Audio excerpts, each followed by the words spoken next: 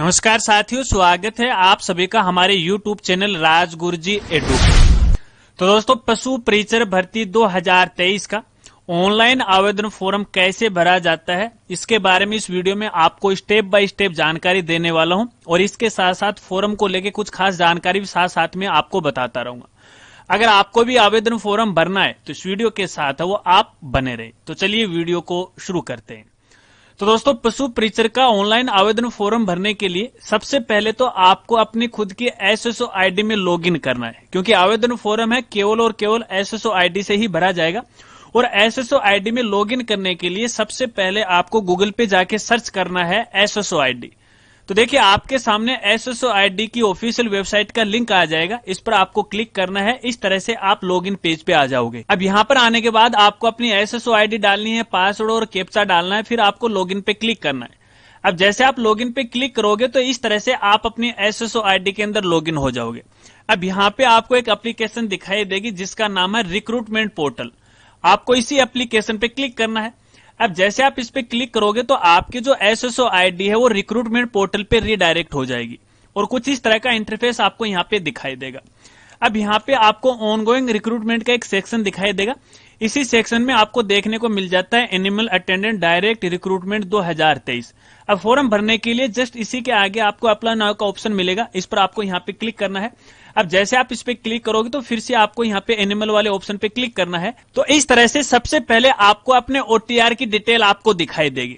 अगर ये डिटेल सही है तो आपको प्रोसीड वाले ऑप्शन पे क्लिक करना है, अन्यथा आपको अपडेट वाले ऑप्शन पे क्लिक करना है। अगर आप अपनी SSO आईडी से पहली बार आवेदन फॉर्म भरने जा रहे हो, अभी तक किसी भी एग्जाम का फॉर्म नहीं भरा है, तो आपको OTR का रजिस्ट्रेशन करना पड़ेगा और वन टाइम जो पेमेंट है, जो कि लाइफ टाइम के लिए होता है, वो पेमेंट आपको करना पड़ेगा।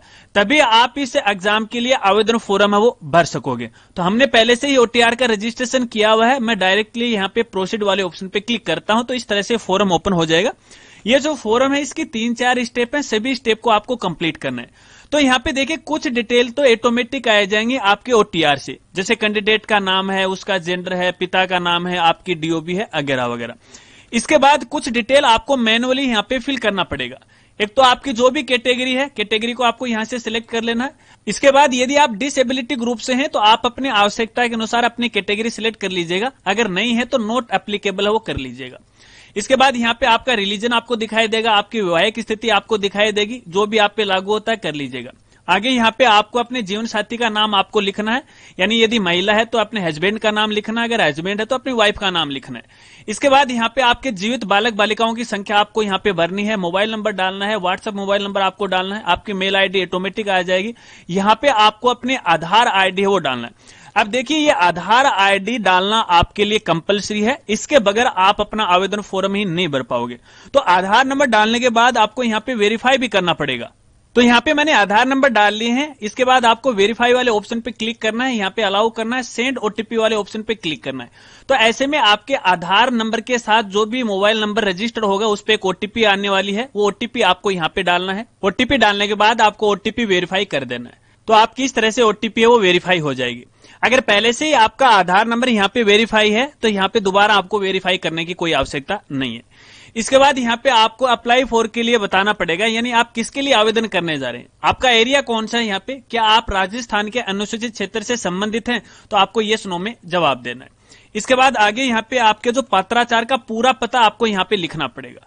अपना एड्रेस लिखने के बाद फिर आपको नेक्स्ट पे क्लिक करना है। जैसे आप नेक्स्ट पे क्लिक करोगे तो यहाँ पे एक बार आपके मोबाइल नंबर और मेल आईडी है वो कंफर्म करेगा कि आपने जो मोबाइल नंबर और मेल आईडी डाली वो क्या सही है क्या। यदि सही है तो यस कर दीजिएगा, अन्यथा आपको नो करना है। यदि आप यस करोगे तो आपकी ये स्टेप कंप्लीट हो जाएगी, सेकंड स्टेप आ जाएगी। अब सेकंड स्टेप के अंदर यहाँ पे देखिए, आपको अपने बारे में और कुछ जानकारी देनी है। यहाँ पे एक तो आपकी राष्ट्रीयता क्या है, बाय डिफॉल्ट इंडियन है। यहाँ पे आपका जो होम स्टेट है वो सिलेक्ट करना है। अगर आप राजस्थान के हैं तो ऑटोमेटिक आपको राजस्थान देखने को मिलेगा। इसके अलावा यदि आप अदर स्टेट के हैं तो आप अपनी आवश्यकता के अनुसार अपना स्टेट है वो सिलेक्ट कर लीजिएगा। इसके बाद यहाँ से आपका जो भी डिस्ट्रिक्ट है सिलेक्ट कर लीजिएगा। यहाँ पे आपका जो भी ब्लॉक लगता है आप अपने आवश्यकता के अनुसार ब्लॉक को सिलेक्ट कर लीजिएगा। इसके बाद आपकी जो भी यहाँ पे तहसील है तो यहाँ पे तहसील को सिलेक्ट कर लीजिएगा। इसके बाद जो भी आपका यहाँ पे विलेज है उस विलेज को यहाँ से सिलेक्ट कर लीजिएगा। इसके बाद आगे पूछा गया है पूर्व स्थापित। अगर आप दूसरे देश से आके इंडिया में बसे हो तो आपको यस करना है, अन्यथा नो करना है। वैसे तो तकरीबन ये नो ही रहेगा। ठीक है, चलिए। इसके बाद यदि आपके पास कोई स्पेशल कैटेगरी है तो वो स्पेशल कैटेगरी आपको यहाँ पे भरना है। सबसे पहले यहाँ पे आपसे पूछा जा रहा है कि आप भूतपूर्व सैनिक हैं क्या? अगर हैं तो आपको यस करना है। अगर आप यस करोगे तो सर्विस का स्टेटस आपको बताना पड़ेगा। यदि आपने एनओसी ली है तो एनओसी टेकन करना है, एनओसी के नंबर आपको डालना, डेट डालनी है। इसके अलावा यदि आप रिटायर्ड कर्मचारी हैं तो आपको पीपीओ नंबर और रिटायर्ड डेट आपको डालनी पड़ेगी। मैं यहाँ पे नो कर रहा हूं, ठीक है। इसके बाद यदि आप कोई खिलाड़ी हैं तो आपको यस करना है, अन्यथा आपको नो करना है। अगर आप यस करोगे तो यहाँ पे आपने कौन सा खेल खेला है, नेशनल, इंटरनेशनल, आप अपने आवश्यकता अनुसार सिलेक्ट कीजिएगा और संबंधित डिटेल आपको यहाँ पे भरनी है, ठीक है। संस्था का नाम और आप किस तरह के विजेता रहे हैं तो आप अपने आवश्यकता के अनुसार यहाँ पे है वो भर लीजिएगा। मैं यहाँ पे नो कर रहा हूँ। इसके बाद आगे यहाँ पे अगर आप भूतपूर्व कैदी हैं तो आपको यहाँ पे ये नो में जवाब देना है। इसके अलावा आगे आपसे पूछा गया है कि आप मौजूदा राज्य सरकार के कर्मचारी, अगर आप राजस्थान सरकार के किसी भी डिपार्टमेंट के गवर्नमेंट एम्प्लॉय हैं तो आपको ये डिटेल भरनी है, अन्यथा आपको ये डिटेल नहीं भरनी। अगर हैं तो यस कीजिएगा। जैसे यस करोगे तो यहां से आपको डिपार्टमेंट है वो सिलेक्ट करना पड़ेगा और उसके बारे में आपको जानकारी वो देनी पड़ेगी। इसके बाद आगे यहाँ पे यदि आपको आयु में छूट लेनी है तो आप अपनी आवश्यकता के अनुसार कोई भी एक रीजन यहां से सिलेक्ट वो कर लीजिएगा। अगर आप पे छूट लागू नहीं है या नहीं लेना चाहते हो तो नॉट एप्लीकेबल आपको सिलेक्ट करना है। इसके बाद आपको नेक्स्ट पे क्लिक करना है तो आपकी ये स्टेप है वो कंप्लीट हो जाएगी और थर्ड स्टेप आ जाएगी। थर्ड स्टेप के अंदर आपको अपनी एजुकेशन के बारे में जानकारी भरना पड़ेगा। सबसे पहले यहाँ पे एक चेकबॉक्स आपको देखने को मिलेगा, इस पर आपको यहाँ पे टिक लगाना है। इसके बाद यहाँ पे कक्षा 10वीं 12वीं और कॉलेज जहां तक आपने पढ़ाई की है उसकी टोटल जानकारी आपको यहाँ पे फिल करना है।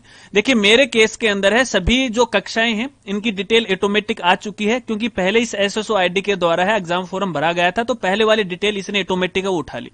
अगर आपके केस में यहाँ पे ये कॉलम खाली नजर आ रखे हैं तो सबसे पहले यहाँ तो आपका जो भी सब्जेक्ट है वो आपको लिखना है कक्षा वाइज। इसके बाद बोर्ड और यूनिवर्सिटी का नाम लिखना है, रोल नंबर लिखना है, परसेंटेज आपको सिलेक्ट करना है, कौन से साल में पास की थी और कितना परसेंटेज है, ये डिटेल आपको यहाँ पे फिल करना है। उसके बाद आपको नेक्स्ट पे क्लिक करना है तो आपकी ये स्टेप है वो कंप्लीट हो जाएगी।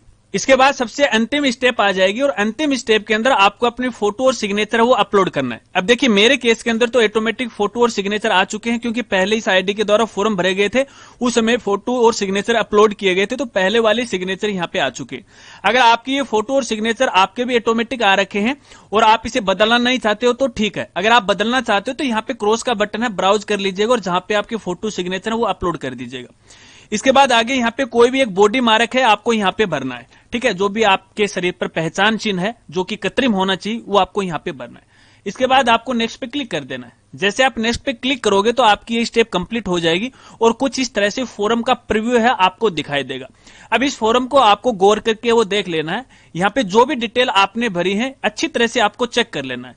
अगर किसी डिटेल में गलती है तो लास्ट में आपको यहाँ पे देखिए अपडेट का ऑप्शन मिलेगा तो फॉर्म पहली वाली स्टेप से ओपन हो जाएगा और जिस स्टेप में गलती है उस स्टेप में करेक्शन कर दीजिएगा, नेक्स्ट कीजिएगा, वापस यही आ जाएगा। अगर आपको यहाँ पे लगता है कि आपके फॉर्म में किसी प्रकार की कोई गलती नहीं है तब आपको यहाँ पे फाइनल सबमिट करना है। और फाइनल सबमिट करने के लिए सबसे लास्ट में इनका डिक्लेरेशन आपको मिलेगा, यहाँ पे एक बॉक्स देखने को मिलेगा, इस पर आपको यहाँ पे टिक लगाना है। उसके बाद आपको सबमिट पे क्लिक करना है। अब यहाँ पे आपको ध्यान रखना है फॉर्म को फाइनल सबमिट करने से पहले एक बार डेटा जरूर चेक कर लीजिएगा, क्योंकि फॉर्म फाइनल सबमिट हो जाएगा तो सबमिट होने के बाद आप अपने फॉर्म में किसी प्रकार का करेक्शन है वो नहीं कर सकते। इस बात को खास तौर पे ध्यान रखना है। तो चलिए मैं यहाँ पे फॉर्म को फाइनल सबमिट करता हूं। एक बार फिर से आप पूछेगा यहाँ पे और फाइनल सबमिट पे क्लिक कीजिएगा। अब जैसे आप फाइनल सबमिट पे क्लिक करोगे तो यहाँ पे आपका फॉर्म फाइनल सबमिट होगा और यहाँ पे देखिए आपके आवेदन फॉर्म के जो एप्लीकेशन नंबर है वो भी आ चुके हैं। जब तक आप फाइनल लॉक नहीं करोगे या फाइनल सबमिट नहीं करोगे तब तक आपको ये एप्लीकेशन नंबर नहीं दिखाई देंगे और ना ही इस तरह का डिपार्टमेंट का लोगो दिखाई देगा। अगर ये फाइनल सबमिट हो जाता है तो यहाँ पे आपकी फोटो के ऊपर बार कोड है वो आ जाएगा इस तरह से, है ना। तो इसका मतलब है कि आपका फॉर्म फाइनल सबमिट हो चुका है। अब यदि इसको प्रिंट करना चाहते हो तो यहाँ पे प्रिंट का ऑप्शन आपको नजर आ रखा है, तो आप अपने भविष्य के लिए इसे प्रिंट कर लीजिएगा, सेव कर लीजिएगा, ठीक है ना। पीडीएफ फाइल में भी आप सेव कर सकते हो, फिलहाल मैं इसको सेव नहीं कर रहा हूं। अब यहाँ पे कई साथियों का ये सवाल हो सकता है कि हमने फॉर्म को फाइनल सबमिट किया लेकिन यहाँ पे पेमेंट तो नहीं मांगा, क्योंकि आवेदन शुल्क तो हर एग्जाम फॉर्म के लिए मांगा जाता है। आपकी जानकारी के लिए बताना चाहूंगा, अपने राजस्थान में ओटीआर की सर्विस शुरू हो रखी है। उसमें यदि आप एक बार पेमेंट कर देते हो तो भविष्य के अंदर जितने भी आप अपनी एसएसओ आईडी से फॉर्म भरोगे तो आपको बार बार पेमेंट करने की आवश्यकता नहीं है। एक बार पेमेंट हो गया, लाइफ टाइम आपकी वैलिडिटी हो गई। अब दोस्तों मान लेते हैं यहाँ पे आपका एग्जाम फॉर्म भरते समय है यहाँ पे कोई टेक्निकल इश्यू आ गया, आपका फॉर्म है वो वो फाइनल सबमिट नहीं हुआ तो फिर दोबारा आप अपना फॉर्म कहां से भरोगे, क्योंकि यहां से तो देखिए फॉर्म का जो लिंक है वो हट गया, तो फिर आपको कहां मिलेगा। तो यहां पे देखिए ऊपर माई रिक्रूटमेंट का ऑप्शन आपको मिलता है, इस पर क्लिक कीजिएगा। अब यहाँ पे आपके द्वारा जो भी फॉर्म फिलहाल भरे जा रहे हैं या जो आप भर चुके हैं उनकी टोटल डिटेल आपको यहाँ पे देखने को मिल जाएगी। अब यहाँ पे देखिए फिलहाल हम ये एनिमल वाला यानी पशु परिचर का ये फॉर्म भरा था, हालांकि हमारे द्वारा तो ये कंप्लीट हो गया। जब आपका फॉर्म कंप्लीट हो जाता है तो लास्ट में आपको व्यू एप्लीकेशन का ऑप्शन मिल जाता है। अगर ये कंप्लीट नहीं होता है, आधा अधूरा रहता है, तो यहाँ पर आपको अप्लाई का ऑप्शन वो देखने को मिल जाएगा। मेरे केस में नहीं है, लेकिन अगर आपके केस में समस्या आती है तो आपको यहाँ पे देखने को मिलेगा। और आपने गलती से फॉर्म भी प्रिंट नहीं किया, फाइनल सबमिट कर दिया, तो फिर यहां से दोबारा आप अपना फॉर्म है वो यहां से प्रिंट कर सकते हैं। मैं दिखा देता हूं, इस पर आपको यहां पे क्लिक करना है, तो इस तरह से फॉर्म आ गया, क्लिक कीजिएगा। देखिए सेम फॉर्म है यहाँ पे ओपन हो चुका है। मैं इसको सेव कर लेता हूं पीडीएफ फाइल में जहां पर मेरा लोकेशन है। बस इसी तरह से आपको ये पशु परिचर भर्ती 2023 का ऑनलाइन आवेदन फॉर्म भरना है। शायद आप समझ गए। अगर वीडियो जानकारी आपको अच्छी लगी हो तो वीडियो को लाइक कीजिएगा और अपने दोस्तों के साथ वो जरूर शेयर कीजिएगा। इस फोरम को लेके यदि आपके और भी कोई सवाल है तो आप वीडियो के नीचे कमेंट कर सकते हैं। आपकी मदद करने में मुझे खुशी होगी। तो मिलते हैं फ्रेंड्स अगली एक नई वीडियो के साथ, तब तक के लिए जय हिंद, जय भारत।